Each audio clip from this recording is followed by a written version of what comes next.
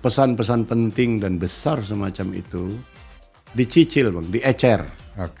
Pengecernya adalah para fungsionis partai, tim kan banyak.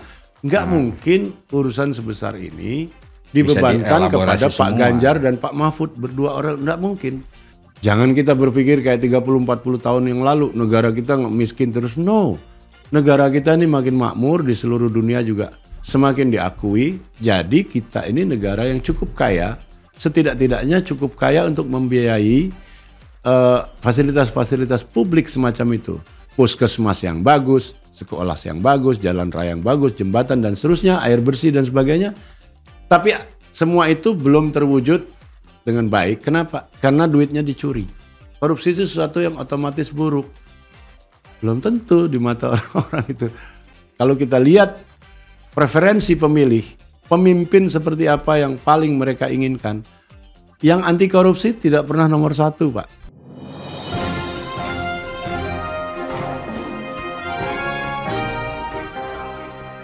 Jumpa lagi dengan DDM. Di studio ada seorang cendekiawan dan aktivis media, Hamid Basaid. Selamat datang di studio, Bang. Terima kasih diundang, Kang Deddy. Sehat. Alhamdulillah. Kalau ketemu Anda tambah sehat saya nih. Amin, amin. Dia lagi semangat nih. Iya. Soal podcast. Iya. Nah, sekarang ini media-media masih mendiskusikan, memperdebatkan. Iya. Nah, kita mau lihat sisi yang mungkin belum dielaborasi oleh teman-teman para pengamat. Nah, kalau moderator tuh mulai dari nomor 2, saya ingin mulai dari nomor 3. Gitu. Pandangan Anda, tafsir Anda, kesan Anda tentang penampilan Pak Mahfud itu dari sudut kontennya, dari sudut penampilannya seperti apa? Pertama, saya kira yang paling penting konten lah ya. Yang lain-lain itu kembang-kembang aja, Bung. Yeah. Yang penting konten. Dan seperti kita duga, Pak Mahfud tentu yang paling matang lah ya. Bahkan termasuk isu ekonomi, walaupun dia pakar hukum, tetapi hal-hal ekonomi kan tahu dia. Ya, lumayan. Prinsip-prinsip besar kan kebanyakan juga common sense ya. Orang yang biasa berpikir tentang apapun, biasanya juga hal-hal yang konsep-konsep dasarnya kan juga paham. Saya juga bukan ahli ekonomi, tapi saya kira saya cukup mengertilah sedikit banyak, terutama ekonomi makro ya, ekonomi global gitu kan kita baca ya. Jadi saya kira dari segi konten dia paling kuat dan mungkin penyajiannya tidak selalu yang seperti yang kita harapkan. Ya. Tetapi kontennya, sekali lagi yang penting adalah kontennya. Saya kira dia memadai dan semua yang dinyatakannya itu, ini yang penting Bung, semua yang dikatakannya itu bisa dielaborasi dan bisa dipertanggungjawabkan kebenarannya dan logikanya gitu. Jadi dia tidak asal janji. Beberapa yang di situ kan janji ya, bayangkan janji boleh saja dan kampanye. Tapi realistis atau tidak, misalnya yang itu kan janji itu kan problem. Sesuatu yang mestinya bisa operasional. Dan kalau cuman asal janji, dia melakukan kebohongan publik hanya untuk merayu pemilih gitu ya. Orang bisa rela ngomong sembarangan gitu, dan kedengarannya mungkin indah atau menimbulkan harapan besar, tapi sebenarnya kosong. Misalnya membuat kota-kota seperti di Jakarta. Iya, 40 kota. Itu kan benar-benar nggak masuk akal. Walaupun kemudian dikualifikasi ya, yang dimaksud ini nggak bisa. Yang dimaksud itu apapun nggak bisa seperti Jakarta. Ya, saya bilang 100 tahun lagi pun belum tentu. Beberapa kota di Kalimantan misalnya ya, di Sumatera itu menyamai tingkat kemajuan Jakarta belum tentu. Misalnya Anda sebut Jambi, katakan ya di Sumatera, Bengkulu, tetangga-tangga asal saya itu 100 tahun lagi pun belum bisa. Dan kenapa Jakarta jauh begitu? Ya jangan lupa, jauh sebelum merdeka dia juga sudah dibikin kota. Orang tua saya tinggalnya di namanya kota di Jakarta. Karena satu-satunya kota itu ya di situ waktu Jakarta, dan itu dibikin di zaman Belanda. Jadi maksud saya, jangan sembarangan janji. Janji itu walaupun buat memikat pemilih, sebaiknya rasional dan bisa dielaborasi dan terutama bisa dipertanggungjawabkan kemasuk akalannya. Katakanlah belum sampai bisa terwujud 100% ya, tapi setidaknya masuk akal, operasional seperti yang Anda bilang tadi. Ya ini kan doable kata orang. Publik yang luas, ada yang intelektual, rasional, ada yang biasa saja, ada yang tadi ini ngomong apa sih kira-kira kan gitu. Itu yang dimaksud dengan pentingnya dijelaskan secara operasional dengan bahasa yang mudah difahami. Kalau memang idenya benar-benar genuine gitu ya. Kalau enggak ya mungkin itu yang sering terjadi Pak. Para propagandis atau para orang yang sedang berkampanye biasanya dia hanya ngomong garis besar yang ketika didengar pertama kali misalnya kan gitu. Abstrak. Tapi kira-kira menarik pada pendengaran pertama kali. Ketika publiknya pulang ke rumah masing-masing dan mendiskusikannya dengan tetangga dan mulai kelihatan satu persatu bahwa tidak masuk akal gitu. Tapi biasanya kesadaran itu terlambat. Sebab orang yang sama minggu depan ikut kampanye lagi dan terpukau lagi, dibohongin lagi gitu. Kan masa biasanya begitu ya. Tanggapan Anda soal konten nomor 2 gimana? Konten nomor 2 begini, to be fair, saya dari dulu menganggap Gibran itu tidak sebodoh yang diduga orang. Sebagai wali kota Solo, dia itu saya kira ya sepanjang 2 tahun itu lumayan gitu. Saya pernah lihat dia presentasi di depan Gubernur Ganjar, Jawa Tengah. Dan saya suka gayanya karena ringkas. Tidak banyak basa-basi, langsung aja menunjukin proyek. Sempat menyaksikan waktu itu. Iya, lewat media. Oh, gitu. Lewat media. Okay. Tapi dari situ saya simpul, oh ini pejabat tuh mestinya begini dalam arti jangan bertele-tele gitu. Nah, jadi saya dari dulu saya pribadi ya, tidak underestimate dia dari segi itu.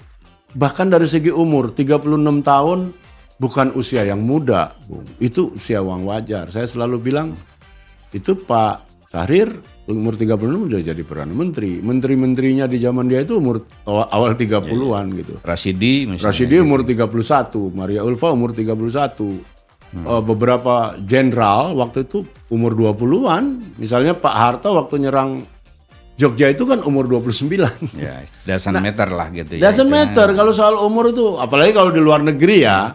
Di luar negeri itu misalnya Clinton waktu gubernur Arkansas pertama umur 32. Jadi bukan itu, umur 36 matang. Yang kita persoalkan kan prosedurnya yang sangat cemar dan sangat menginjak-injak prinsip-prinsip dasar dalam hukum yang skandal besar di Mahkamah Konstitusi itu. Dan itu akan jadi catatan sejarah hukum yang besar sekali pada bangsa ini sampai sekian puluh tahun ke depan. Itu yang kita sesalkan gitu, bukannya soal kualitasnya gitu. Nah, kualitasnya sendiri ya tentu juga ada beberapa yang tidak benar ya. Dibuktikan misalnya soal anggaran untuk Solo yang menurut dia sebelum saya lebih besar, ya tidak, itu tidak benar. Lalu jumlah wisatawan lebih besar Solo daripada Jogja, sudah pasti tidak benar itu. Apalagi berdasarkan data ya. Oh iya, apalagi dia nggak ngomong periodisasi. Ya kan sama sekali dia nggak ngomong periodisasinya itu. Itu kesannya seolah-olah sepanjang tahun atau selamanya Solo itu wisatawannya lebih besar daripada Jogja. Itu sesuatu yang tidak mungkin. Kenapa? Jogja itu disebut DTW kedua, Pak. Daerah tujuan wisata kedua setelah Bali. Sudah puluhan tahun ini. Dan bukan Solo itu. Bukan Solo. Ranking ini Bali, Jogja itu sudah. Karena itu misalnya sampai tahun lalu Jogja itu muncul 150 hotel baru. Karena itu izinnya di stop. Karena membludak wisatawan terutama dalam negeri ya. Besar terjadi ketika saya dengar itu saya langsung tahu ini tidak mungkin gitu. Tetapi itu yang dia katakan. Jadi dari segi validitas infonya juga rendah sekali kalau bukan nol. Paling tidak sebagian dari itu. Itu yang Ini ngeri Nomor juga, padahal kan sebetulnya bagian dari kebohongan publik kalau Iya. data-data tidak akurat. Iya. Dan ini kan didengar oleh masyarakat dan Iya. mereka kan ingin meyakinkan, how to convince ya, Iya. audience gitu. Dan ternyata misalnya untuk meyakinkan halayak itu menyebarluaskan data-data yang tidak akurat. Artinya kan bisa kebohongan publik. Bohongan publik, dan itu disampaikan di forum yang sangat penting ya. Yaitu Berharga, pemilihan ya, presiden. Jadi suatu yang serius sebetulnya itu kalau bohong.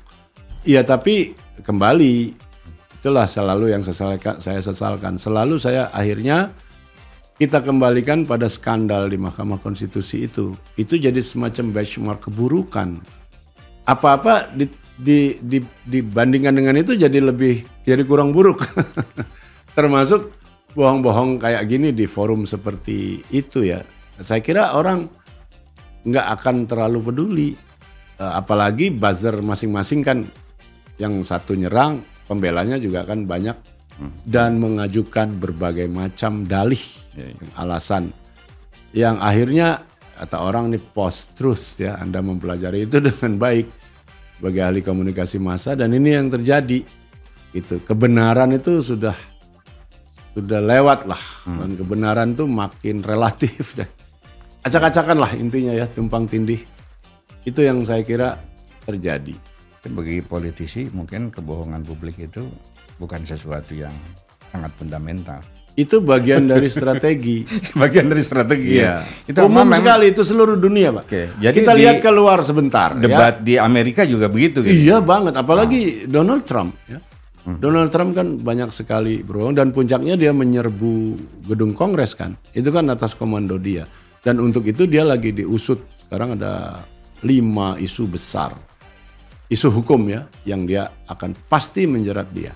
Tapi masalahnya sekarang, dia sangat populer dalam primary Republikan. Jadi pemilu Amerika mendatang, sudah pasti Donald Trump lagi yang akan muncul dari Republik.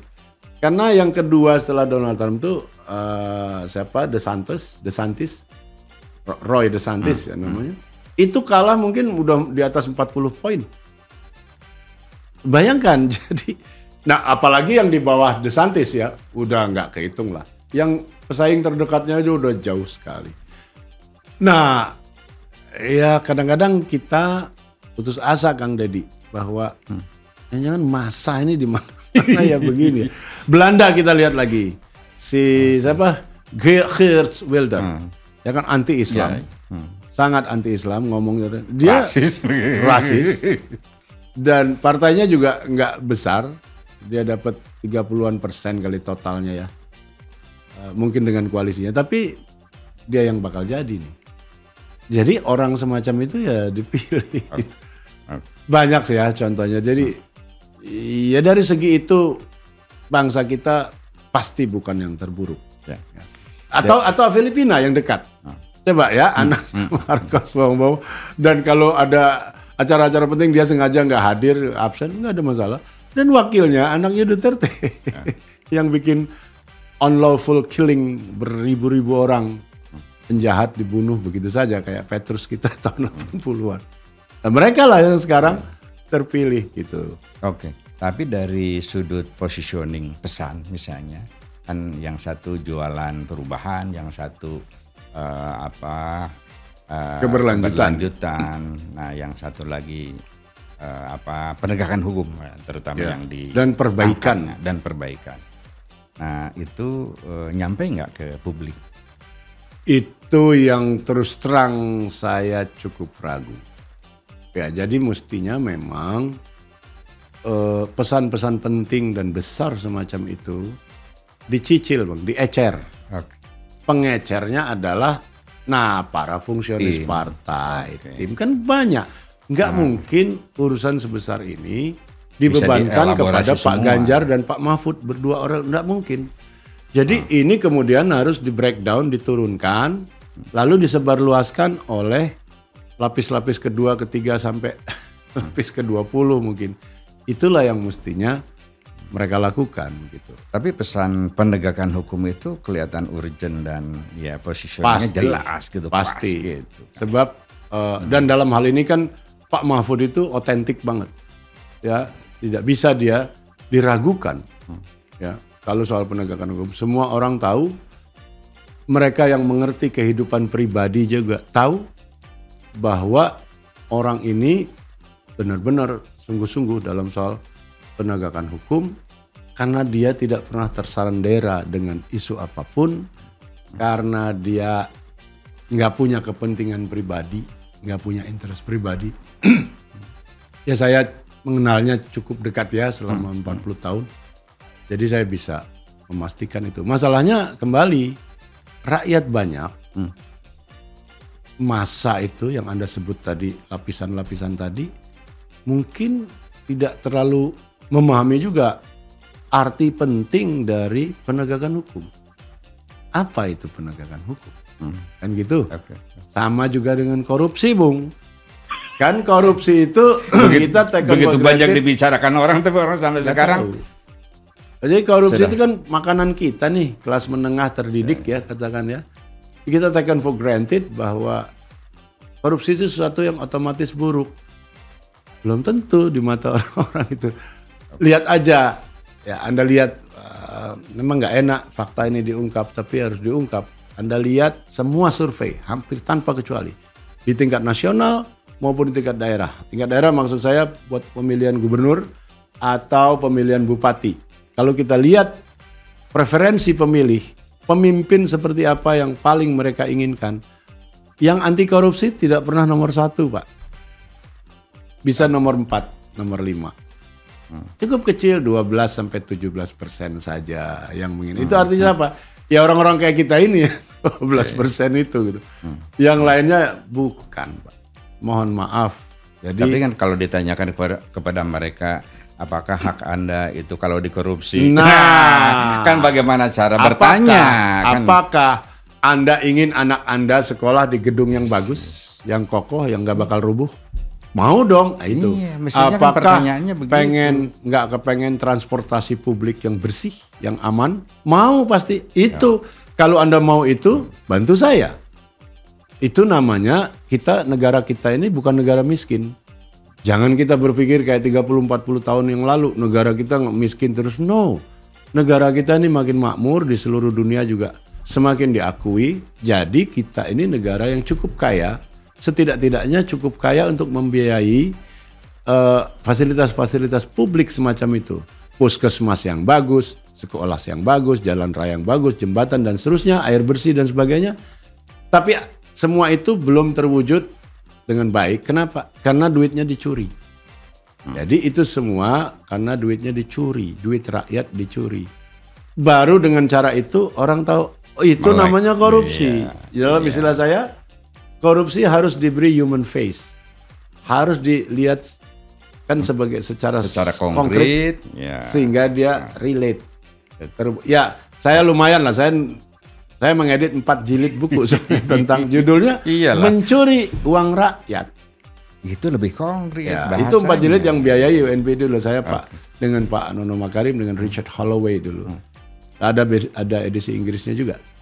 Nah, itu kita coba untuk itu, Pak. Jadi judulnya pun nggak ada istilah korupsinya, mencuri uang rakyat. Karena kita berkeyakinan bahwa program-program anti korupsi ini tidak terlalu berhasil karena tidak diberi human face itu. Korupsi itu konsep yang abstrak. Yang faktor kedua lagi tidak melibatkan pengusaha misalnya. Karena pengusaha oleh para aktivis anti korupsi itu dianggap bagian dari masalah. Belum tentu. Pengusaha itu jauh lebih senang kalau bersih, sehingga biaya produksi dia rendah. Seperti mereka dijelaskan sama Pak Mahfud waktu itu ya. Iya, jadi kaum pengusaha juga harus dilibatkan untuk gerakan anti korupsi. Justru jadi rantai birokrasi yang lama segala macam terus di setiap meja gitu kan. Kata Pak Mahfud kan amplop. 24. Ya kan? 24 meja. Nah, itu dalam debat itu juga banyak sekali disebut soal investasi, terutama investasi asing lah ya yang diharapkan. Karena engine pertumbuhan itu, mesin pertumbuhan itu memang investasi di seluruh dunia sepanjang sejarah. Jadi itu penting sekali. Nah, masalahnya adalah tadi red tape. Pemanfaatan dari investasi itu efektif, efisien. Satu, dua, mau masuknya aja setengah mati. Ada red tape birokrasi tadi. Kedua, berapa meja yang harus dilalui? Ada studi dari Bank Dunia. Sekian tahun lalu, saya lupa tahun berapa. Bank Dunia itu masih menyebut 58 hari, Pak. Sebelumnya ratusan hari.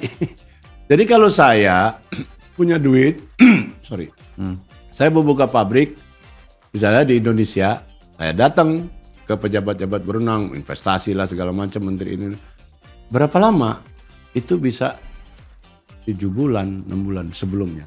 Lama dipangkas oleh menteri baru, dibikin rasional dan sebagainya. Kata Bank Dunia masih 58 hari. Masih besar. Sekarang Anda datang ke Singapura misalnya. Atau mungkin ke Korea. Di Singapura 2 hari selesai. Makin banyak Anda bawa duitnya, makin cepat diurusnya. Itu kan common sense saja, Pak. Nggak usah Anda pakai ilmu macam-macam, ya kan? Common sense saja. Ini ada orang masukin duit begini besar buat negara kita. Artinya apa? Artinya lapangan kerja yang terbuka akan beribu-ribu orang. Bisa dihitung, semuanya bisa dihitung kan ada ilmunya. Kalau masukin investasi sekian dengan nilai sekian, maka kayak misalnya katakan contohnya transistor ya, atau apa namanya tuh? Baterai. Baterai buat mobil listrik segala. Kan ada LG dan sebagainya ya masuk. Kan itu mudah sekali menghitungnya, Pak. Masuk sekian, pabriknya sekian, butuh orang sekian. Multiplier efeknya dengan karyawan sekian, maka perlu ada hotel sekian, rumah makan sekian, transportasi sekian. Semua itu mudah sekali menghitungnya karena ada ilmunya. Tetapi hal yang begitu jelas-jelas menguntungkan bangsa kita dipersulit juga tuh. Apalagi di daerah, kata orang daerah, ini kan misalnya saya datang, ini saya udah dapat, oh itu kan orang pusat lain lagi, ini kami punya peraturan sendiri dan sebagainya. Jadi ya itulah 58 hari, Pak. Bang, dulu ya menurut Bank Dunia. Berapa tingkat kebocoran kita ini APBN? Biasanya 30, 40? Biasanya yang dipakai kan normanya bapaknya Pak Prabowo tuh. 30. Pak Sumitro kan selalu nyebut dari tahun 80-an dulu ya. Dia nyebutnya kebocoran 30% minimal. Kayaknya lebih sekarang. Saya nggak tahu berapa. Nah, yang jadi lucunya lagi logikanya begini orang. Oh tapi kan negara kita tetap jalan tuh. Jalan-jalan dibangun, listrik diperluas dan sebagainya. Artinya kayaknya nggak ada masalah. Orang nggak berpikir sebaliknya. Kalau semuanya bersih, ini bisa 3 kali lipat dari ini. Yang miskin akan jauh lebih banyak berkurang, kualitas sekolah-sekolah kita akan jauh lebih baik, kualitas rumah sakit kita akan jauh lebih baik, dan seterusnya. Orang ini udah dimaling begini aja masih lumayan, gitu kira-kira ya. Kan begitu harusnya cara berpikirnya. Jadi betapa pentingnya efisiensi pembangunan ke depan lah, anggaran ke depan tuh ya. Gitu. Nah balik lagi nih ke debat. Ini sekarang soal cara pelaksanaan debat ini.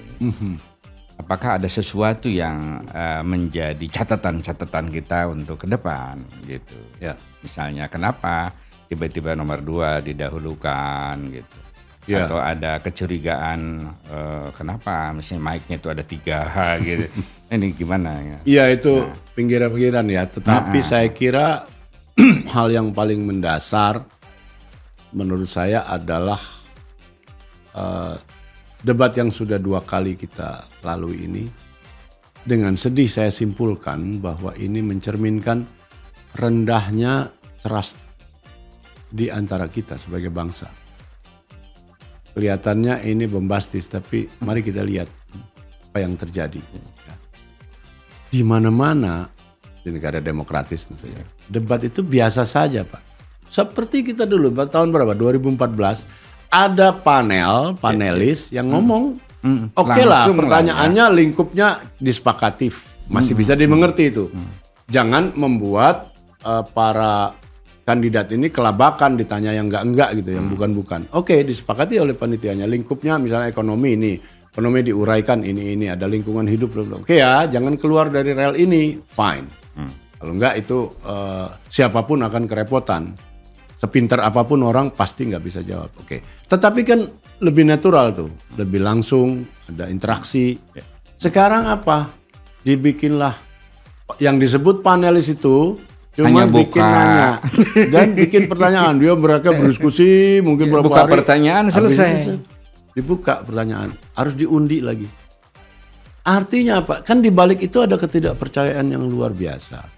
Bahwa jangan-jangan saya sebagai kandidat bakal Ketidakpercayaan dikerjain. atau ketakutan, Iya, kekhawatiran. ya dasarnya ketidakpercayaan bahwa Ya, ya. jangan-jangan itu rumusannya begini buat ngerjain saya sebagai kandidat. Timnya repot, harus diperiksa lagi. Semua begitu. Itu kan sama sekali tidak natural ya. Itu yang Anda bilang distrust itu. Distrust dan degree of distrust kita itu saya melihat kok semakin tinggi ya. Kok nggak ada lagi kepercayaan bahwa ini akan berlangsung fair ya. Diskusi akan berlangsung fair, tanya jawab akan berlangsung fair, dan kalau Anda memang benar-benar mampu dan yakin mau jadi presiden atau wakil presiden di negeri ini, tentunya Anda siap. Apa yang perlu Anda takutin gitu kan misalnya. Ditanya apapun secara mendadak tentunya bisa kalau Anda memang yakin mau menjadi penguasa di negeri ini gitu. Oke. Pesan Tapi terakhir enggak, memang. itu kemudian dibuka, ditunjukin untuk meyakinkan. Ini kami tidak bohong ya gitu. Kami tidak bermaksud ngerjain loh ini. Ini Anda lihat semua. Seluruh Indonesia melihat. Nah, bacakan. Jadi, Oke. aduh, saya sedih melihatnya sebetulnya. Pesan terakhirnya untuk publik, untuk debat ke depan, baik pesan untuk KPU, untuk para paslon, dan untuk publik. Satu, KPU saya kira mestinya menyiapkan itu dengan matang dan gak usah berubah-ubah terlalu drastis ya. Misalnya pertama, kan gak pantas itu seorang kandidat Presiden Republik Indonesia disuruh berdiri seperti telanjang gitu, bukan telanjang fisik maksudnya, nggak pakai apa-apa, berderet bertiga, kan nggak pantas. Dari segi visual aja nggak bagus. Seperti kalau Anda nonton film-film, itu kan seperti calon terdakwa dibarisin, disuruh saksi suruh lihat di balik kaca yang mana. Pastilah ada mimbar lah gitu ya. Kan ada mimbar. Jadi apa? Sense-nya itu sense presidential, sesuai dengan jabatan yang sedang diperebutkan ini. Yang kedua, untuk yang publik. kedua, mudah-mudahan walaupun ini nggak usah lah debat atau pengujian semacam itu dibikin begitu bertele-tele, birokratis dan menunjukkan distrust. Yang ketiga, Pak, efisiensi buat pembawa acara. Kan nggak perlu semua diharfiahkan, Pak. Misalnya, waktu Anda dimulai dari sekarang, ting. Begitu dia selesai, tapi sebelum itu masih diingatkan sama pembawa acaranya. Masih ada waktunya, Pak. Ada yang mau ditambahkan langsung habis. Karena dia ngomong itu aja udah beberapa detik kan. Kayak itu kan sama sekali, kan sama sekali nggak perlu. Kan orang itu nggak perlu eksplisit semuanya. Bahwa kalau orang berhenti ngomong, ya nggak usah ditanya lagi, sudah selesai, Pak. Kan memang udah selesai. Untuk publik sekarang. Sehingga Pak Mahfud itu sampai menutup semua omongannya dengan selesai, karena khawatir begitu, nggak efisien. Dan kalau itu kalimat-kalimat itu ditumpuk, itu udah berapa menit tuh waktu habis. Jadi sama sekali tidak natural. Terakhir untuk publik. Publik mana? Kita yang di luar apa di situ? Penonton. Penonton saya kira udah cukup baik lah ya. Tetap bahwa kritis ya. Ya di dalam ruangan ada yel-yel dikit, kita maklumi biasa. Tapi kan tidak sampai liar ya. Begitu diminta tertib oleh pembawa acara, mereka tertib. Saya kira udah baik lah, kita udah sekian kali. Begitu, Pak. Itulah obrolan dengan Hamid Basaib. Silahkan direnungkan. Sampai jumpa.